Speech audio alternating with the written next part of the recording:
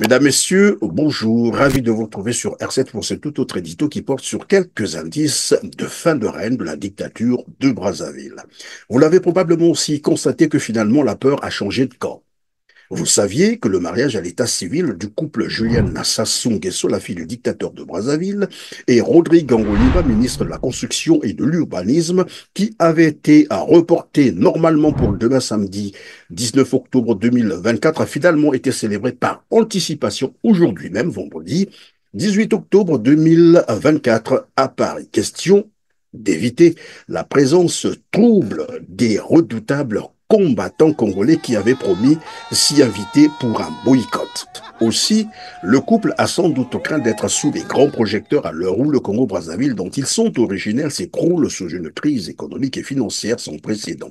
Le Congo est actuellement dans une situation financière chaotique, une misère accrue, les grèves qui s'accélèrent et se généralisent dans tout le secteur public pour les revendications salariales. Certaines administrations accusent jusqu'à 120 mois d'arriérés de salaire impayés. Le Congo est dans ce qu'on appellerait un état de cessation des paiements ou presque. Une atmosphère, vous l'avez compris, très hostile à ce genre de fête pompeuse de mariage princier qui dénote visiblement du pillage des deniers publics dont souffre d'ailleurs le Congo-Brazzaville. Tenez, selon certains documents transmis à Investigate Europe, plusieurs membres du clan Sassou Nguesso sont impliqués dans des négociations et des montages financiers secrets liés à une compagnie pétrolière norvégienne partenaire du groupe franco-britannique Perenco. Ça vous dit?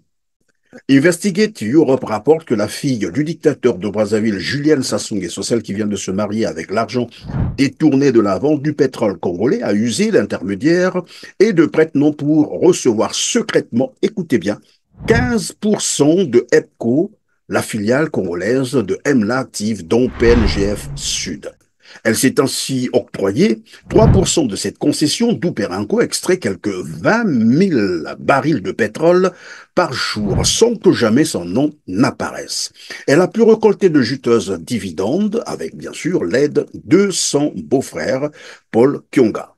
Rien que pour l'année 2018, écoutez bien, ses actions cachées lui avaient rapporté au moins 3 300 000 $ de dividendes, soit près de 2 milliards de francs CFA. Voilà une autre piste. Où va l'argent du pétrole congolais? Pendant ce temps, les Congolais manquent de tout. Les Congolais n'ont pas d'eau potable, n'ont pas d'électricité. Les Congolais n'ont pas d'éducation, n'ont pas de soins de santé de qualité. Les villes sont toutes sales. Le chômage des jeunes est endémique. Là, nous sommes à Neuilly. Nous sommes à Neuilly, chers compatriotes. Mais nous sommes venus à Neuilly pour plusieurs raisons. Là, derrière nous, la villa qui est là, c'est la villa de Julien Nguesso. Oui, c'est la villa de Julien Nguesso qu'elle avait achetée. Plus de 11 millions d'euros. Et dans la villa qui est derrière nous, la villa là, la brigade financière avait retrouvé 8 millions d'euros en espèces. 8 millions d'euros en espèces. Maintenant, je vais vous montrer cette image-là. Regardez bien. La villa est là. La villa est là. Nous allons filmer à l'intérieur. Voilà. Peuple congolais. Au moment que vous, qui êtes à Brazzaville, vous souffrez. Vous n'avez pas de quoi manger.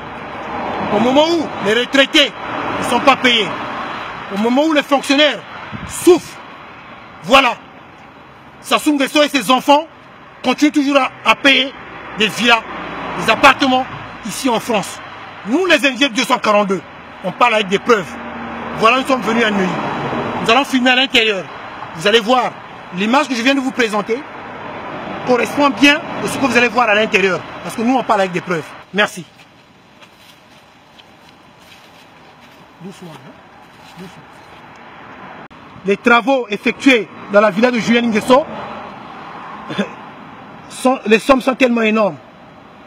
D'où la brigade financière était venue à cet endroit. Et comme je venais de vous le dire, ils avaient trouvé 8 millions d'euros en espèces. Voilà, c'est la villa de Julien Nguesso, à Neuilly.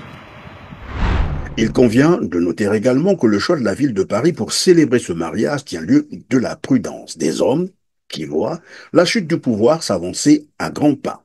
Un choix qui illustre parfaitement La peur qui hante désormais les membres du clan Sassou Nguesso et compagnie. Un mariage à Paris dont le but est probablement, après c'est discutable, de garantir la citoyenneté française du conjoint en application de l'article 21-2 du Code civil français qui stipule qu'une demande de nationalité française peut être déposée par tout conjoint de Français. Suivez mon regard. Merci de nous avoir suivis. Likez en cliquant sur le petit plus juste en bas de la vidéo. Partagez et dites-nous en commentaire ce que vous en pensez. On se retrouve très prochainement. Merci.